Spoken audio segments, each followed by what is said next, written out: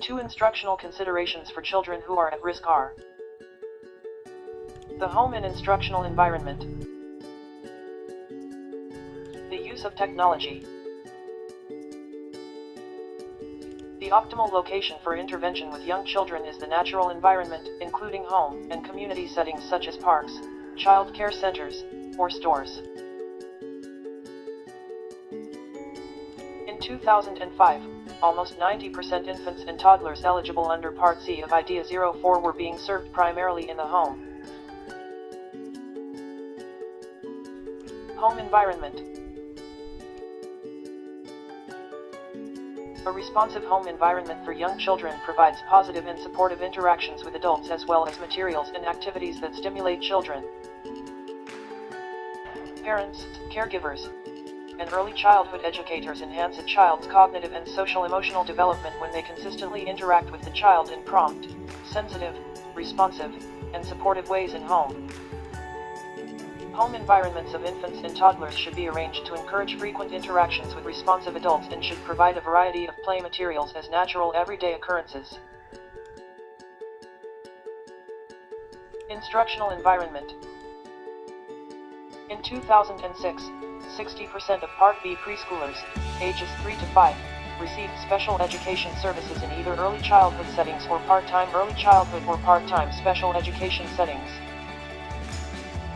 Only 3% were served primarily at home, and 4% were served in other settings, including residential facilities, separate schools, itinerant services outside the home, reverse mainstream settings. Critical importance of the instructional environment in early childhood education, including adult-child interaction, has been well established. Effective instructional environments are well organized, consistent, and include well-established rules, rituals, and routines.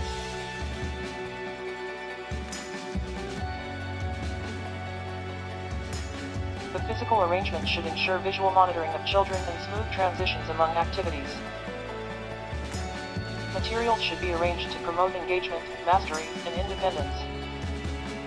The interpersonal climate should include positive attention and positive feedback for appropriate behavior. Effective classroom environments includes consistent daily schedules. Schedules for young children should use photographs or pictures or even real objects. Schedules should be included within the activities as well as across activities. Classroom settings. Become more predictable when schedules are consistently followed, thus helping children feel more secure and comfortable, reducing behavior problems, and increasing rates of child engagement.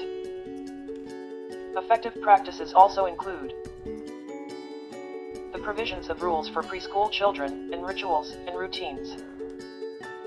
This provides structure, consistency, and stability, and communicates values for all in the class. A ritual may be like song, a rhyme, a game, or a movement to remind children of what is expected of them to prompt them to make transition easier. Instructional technology. In 2000, nearly 2 in 5 children under age 18 lived in households without a computer. This represents a range from nearly 1 in 5 in New Hampshire to more than half in Mississippi. Internet access gap, and all too often the available computers in low-income schools are used for basic skills drill and practice instead of for word processing, as research tools, or for problem solving. Some considerations for the general education teacher. From early childhood on, much of the responsibility for serving children who are at risk falls on general education teachers in collaboration with special educators and other staff. Programs and teachers should work to alleviate risk factors and enhance protective factors for children who are at risk. Teaching implications. Instructional content. Plan to include the child in the general curriculum. Participate in development of an IFSP to document specific goals. Consider support is needed in language and literacy. Determine whether support is needed in developing mathematical skills.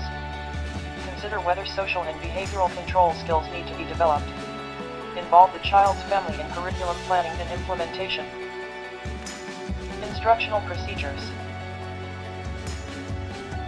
Use universal design for learning when planning instruction. Consider what kind of prevention needs to be planned for. Work with parents to develop ability to support children's skill development at home. Use research-based literacy programs and strategies. To support social and behavioral skills, prompt target behaviors. Use the following. Play-related activities. Free play generalization. Reinforcement of appropriate behaviors. Modeling of specific social skills. Storytelling. Direct instruction of social skills. And imitation of appropriate behaviors. Instructional environment. Instruction should be in a natural environment. Encourage parents to work with children on skills at home. For children at risk for behavioral problems, instruction should be well organized, engaging, and include developmentally appropriate practices and materials. Arrange materials to promote engagement, mastery, and independence. Develop consistent daily schedules. Establish predictable rules, routines, and rituals. Instructional technology. Realize that many children at risk may not have access to technology at home. Consider whether technology can be used in instruction to help develop skills. Considerations for the general classroom and collaboration. Develop a positive and supportive environment. Use universal design for learning. Involve students' families. General and special educators should consult on. Enhancing protective factors. Alleviating at-risk factors, procedures, and strategies used. Involving families. Using technology. Developing an IFSP.